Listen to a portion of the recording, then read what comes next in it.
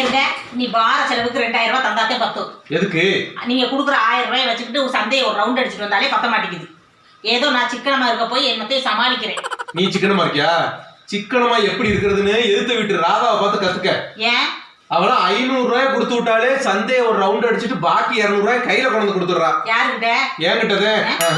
அது புருஷன் கிட்டதே. பண்ணி என்கிட்டயா கொடுப்பா? முழிக்கிற மொழியே சரியில்லையே. அவளுக்கு வாரத்துக்கு 300 அதிகம். 2 நாள் குழம்பு வைக்கிறா, 3ஆம் நாள் இங்க வந்துடுறா, 4ஆம் நாள் சாரதாக்கா வீட்டுக்கு போயிடுறா குழம்புக்கு. அவ போறது இருக்கட்டும். நீ வாரம் 2 நாள் ரசம் வைக்கிற, 2 நாள் மோர் குழம்பு வைக்கிற, பாக்கி நாள் சுடுகஞ்சி ஊத்திடுற. நீ என்ன காய்கறி வாங்கினா 1000 ரூபாய்க்கு? இந்த குழம்புக்கு 1000 ரூபாய்க்கு நானா வாங்கி தின்னேன். நம்ம பிள்ளைகளுக்குதே வாங்கினேன். நம்ம பெரியவனுக்கு பிடிக்குமேன்னு சொல்லி கொய்யாக்காய் வாங்கினேன் 100 ரூபாய்க்கு. சின்னவனுக்கு பிடிக்குமேனு பலகாரம் வாங்கினேன். எனக்கு டாக்டர் ரத்தமே இல்ல, அதே இவ்வளவு கருப்படிச்சிருக்கீங்கன்னு சொன்னாங்களா. 1 கிலோ 250 ரூபான்னு சொன்னாங்க மாதுளம்பழம். போனா போயிட்டு போகுதுன்னு வாங்கிட்டேன். காய்கறி